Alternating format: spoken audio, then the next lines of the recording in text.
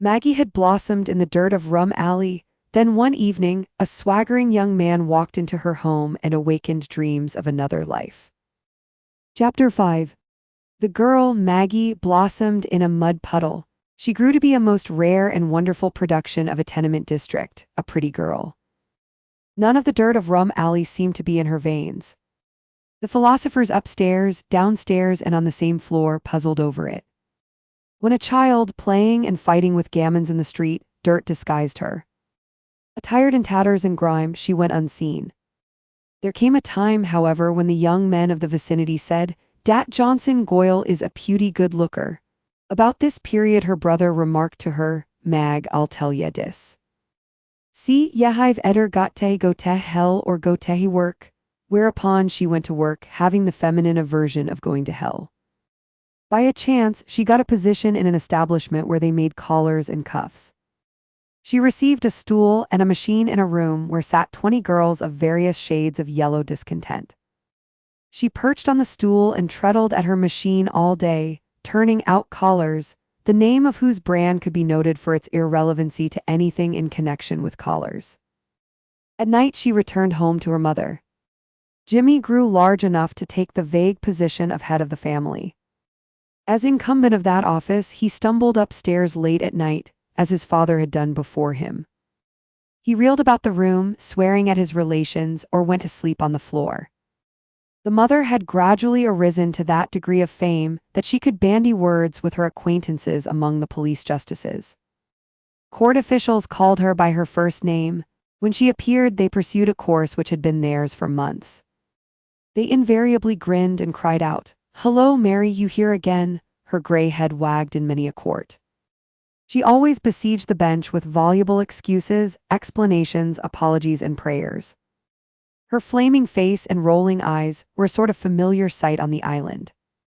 She measured time by means of sprees and was eternally swollen and disheveled. One day the young man, Pete, who as a lad had smitten the Devil's Row urchin in the back of the head and put to flight the antagonists of his friend Jimmy, strutted upon the scene. He met Jimmy one day on the street, promised to take him to a boxing match in Williamsburg, and called for him in the evening. Maggie observed Pete. He sat on a table in the Johnson home and dangled his checked legs with an enticing nonchalance. His hair was curled down over his forehead in an oiled bang.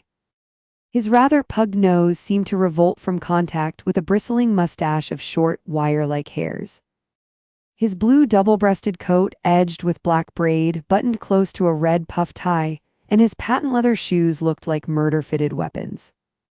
His mannerisms stamped him as a man who had a correct sense of his personal superiority. There was valor and contempt for circumstances in the glance of his eye.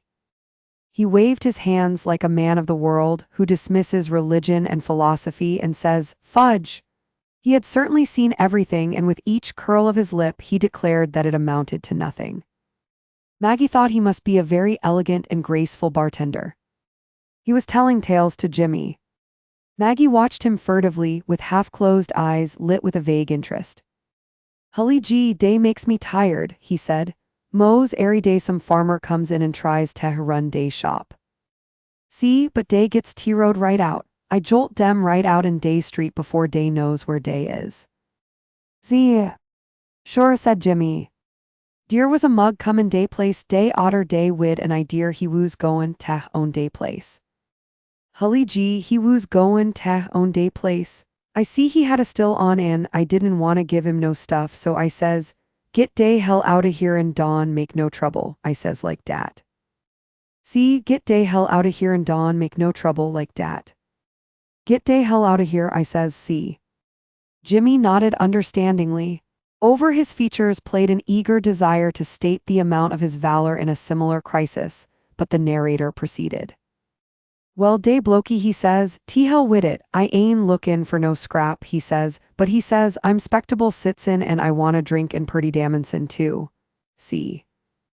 Day hell, I says like dat, day hell, I says, see. Dawn make no trouble, I says like dat, Dawn make no trouble, see." Den day mug he squared off and said he was fine as silk wid his dukes and he want to drink damn quick. "Dat's what he said, see." "Sure," repeated Jimmy. Pete continued, say I G's jumped day bar and day way I plunked dat blokey was great. See dat's right and day jaw see, Hully G he tearoed a spittoon true day front windy. Say I thought I'd drop dead, but day boss he comes in after and he says Pete yes done G's right. Yeah I've go to keep order and it's all right, see, it's all right he says. Dat's what he said. The two held a technical discussion. Dat bloke was a dandy, said Pete in conclusion, but he hadn't oughta made no trouble. Dat's what I says tay dem, Don come in here and make no trouble I says like dat. Don make no trouble, see.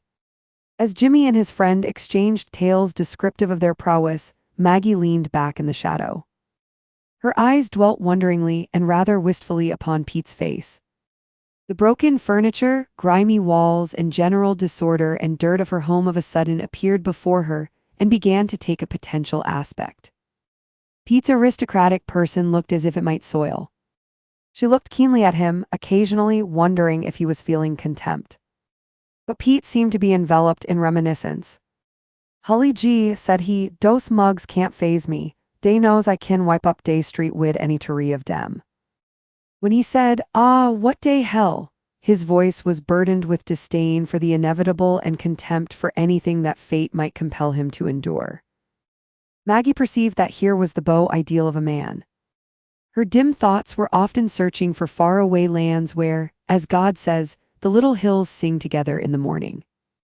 Under the trees of her dream gardens there had always walked a lover. Narrated with Aura Reader. Turn your books, PDFs, and stories into natural-sounding audiobooks.